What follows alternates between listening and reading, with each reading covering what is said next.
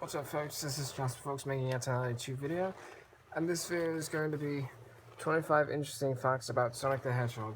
Let's dive right into this because it's a lot more than I usually did. Okay, here we go. Number 25.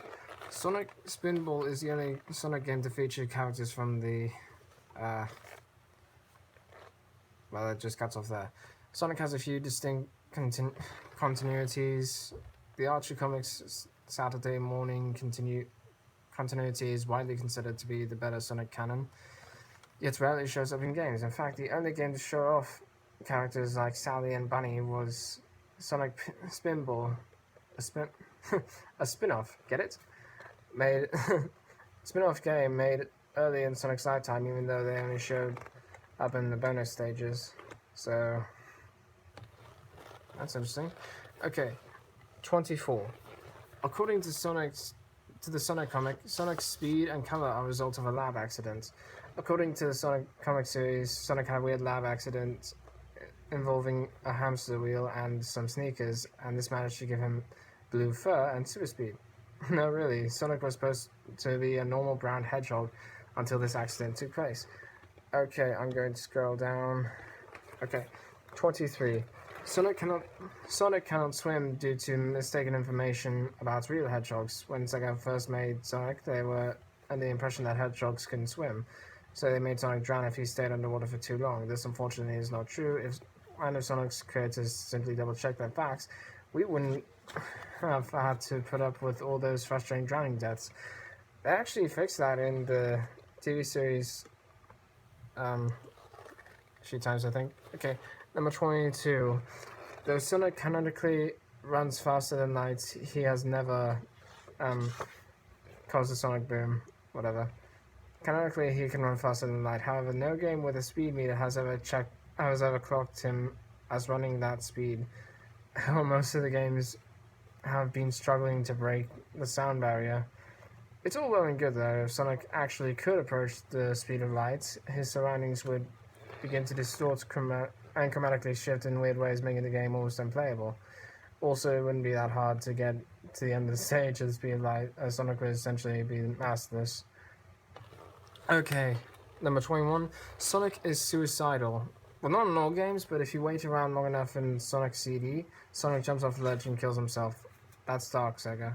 That's dark. Okay, okay, here we go. Number 20. Sega used fear to combat piracy. Speaking of dark, Sonic CD's original piracy check would bring unwitting pirates to a strange screen if it failed.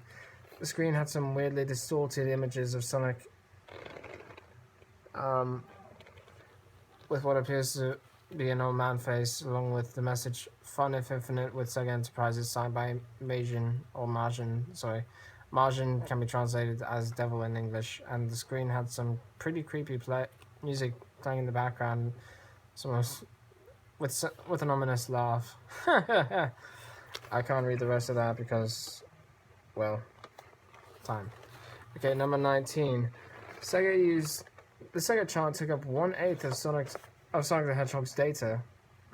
Sonic the Hedgehog 1 was supposed to have a sound test much like other games in the Sonic series. Unfortunately, it was cut for time. This led to a large blank space on the cartridge, which was then used to put the iconic Sega splash screen chant. That one chant took up 1/8 of the available space on the cartridge and was bigger than some whole levels. Sorry. Okay, number 18. Sonic's skid noise comes from Outrun. Not all of Sonic's effects are his own. His iconic skid noise was actually first used in Outrun. However, it has since become far more associated with the Sonic franchise, so the question of who owns the noise is debatable. Number 17. Sonic 3 and Knuckles are actually the same game, which is actually true. I owned that game and played it. They combined to create Sonic 3 and Knuckles when you insert one game into the other.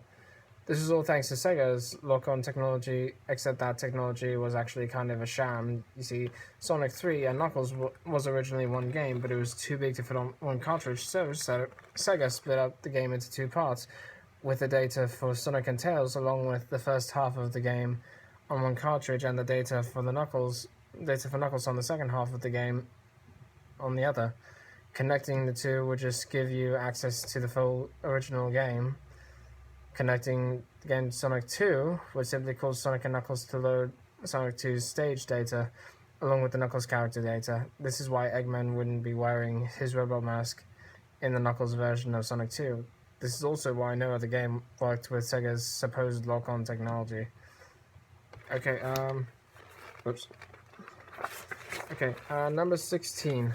Sega most likely hired Michael Jackson to compose music for Sonic. Many people say that Sonic 3's music sounds a lot like Michael Jackson music. This is because Sega actually did ask the King of Pop to record some tracks for the game. According to Jackson's composer and musical director Brad Buxer, how you pronounce that, I'm sorry. Supposedly, Michael Jackson was not credited in the final version because he was not happy with the sound that came out of the console. Sega has not confirmed this fact, but several sources have supported these claims, and it's hard to deny the similarities to Jackson's music and in the game soundtrack. Okay, number 15. Sonic's color is a marketing scheme. Why is Sonic blue? The answer is simple. Other than the previous fact. The answer is simple. Blue is the color of the Sega logo, and Sega wanted their mascot to be the same color. In addition, blue apparently stands for peace, and Sega wanted Sonic's color to reflect his good guy with a bad attitude nature. Balance. Okay, number 14. Vector the Crocodile was originally a sound test. The cancelled sound test from Sonic the Hedgehog 1 was going to have Sonic breakdancing to a band in the music played. One of the members of this band was Vector the Crocodile, who would later show up in Knuckles' Chaotix, Sonic Heroes, and other Sonic games as a full-fledged Sonic character. Okay, number 13. Sonic canonically loves to breakdance in more places than just the cancelled sound test. Breakdancing has been described as one of Sonic's favorite pastimes in documents, mostly in the comics. However, Sonic has shown his love for breakdancing in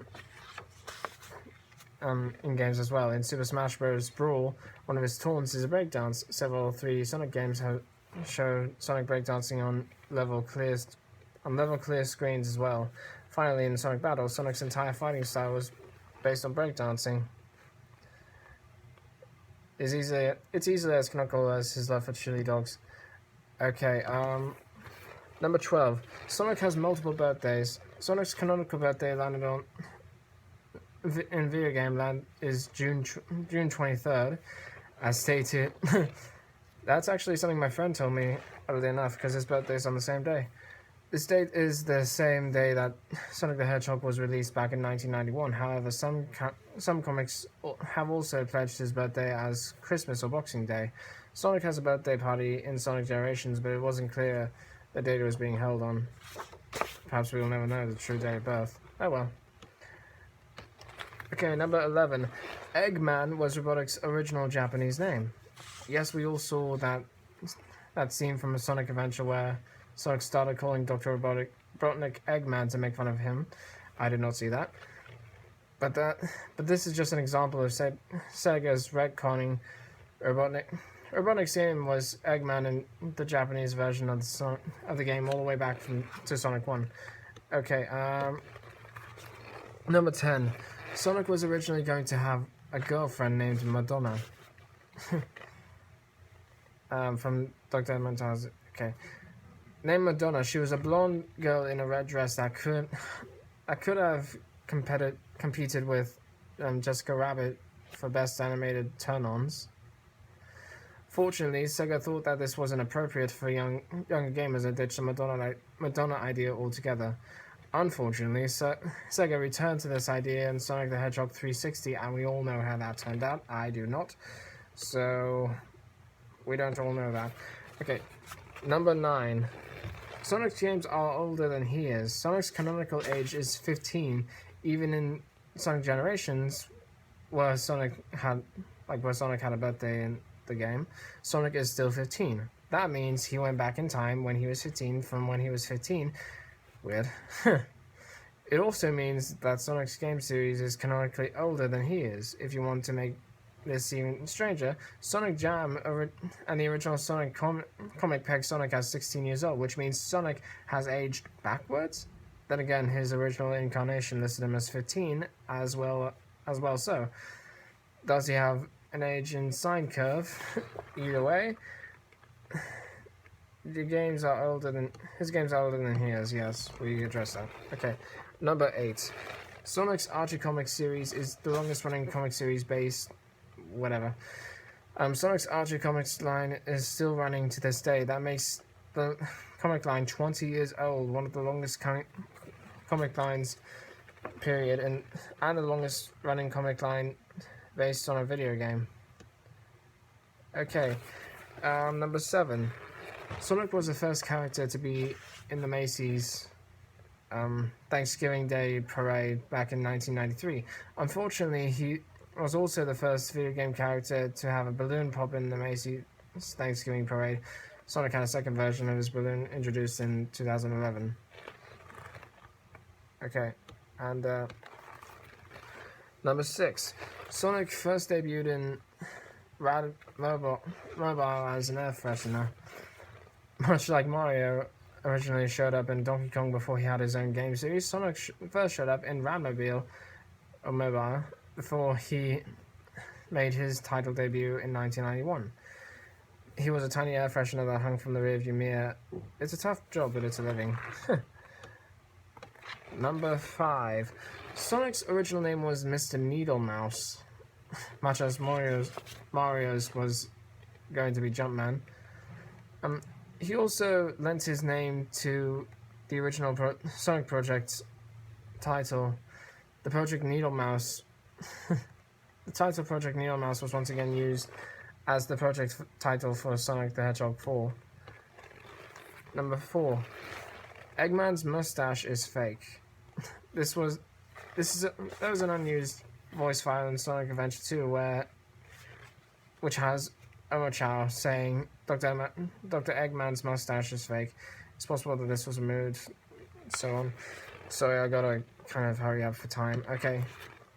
Number 3. Knack the Weasel's real name is Fang the Sniper. And they spelled Knack twice. The gun was sniper triple. And instead of a pop gun, the character was to wield a silver magnum. Sega deemed this too serious for a younger audience and changed his weapon in all versions along with his name. In the American version, later, certain promotional materials would display Knack's name as Knack the Weasel, aka Fang the Sniper. Another piece of skillful Sega retconning. Okay, I have to move on now. I am sorry I can't read the rest of this. Okay, number 2. Eggman was almost a hero. Before Sonic became the hero he is today, Sega tried out several different mascot designs. One was an old man with an orange-brown mustache, wearing pajamas, a sort of competing rival to Mario and his mustache. When Sonic was eventually chosen, Sega didn't want to lose the old man design. Instead, he was redesigned to look more like an antagonist and introduced into the games as Eggman. Since the original Eggman design was meant to compete with Mario, it can also be said that Sonic has been battling a Mario. Wow.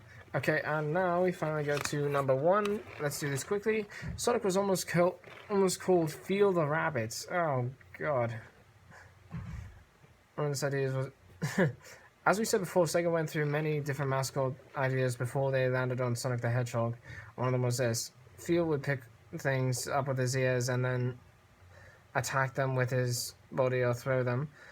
This design would later become the blueprint for another Sega game, Ristar. I'm sorry, I don't know what it is. The idea of a rabbit that used her ears for special abilities would later be revisited in the equally awfully named Cream the Rabbit, who used her ears to fly. I'm not sure how that was awfully named. Okay, that's all I got for facts. Thank you so much for watching. I do hope you appreciated it. If you you can comment, you can share this video if you want. I'm sorry that I had to go through this so quickly. If you didn't understand me, you can look them up yourselves. I apologize for that. But anyways, that's all I got. Thank you so much. This is Just Fox, signing out.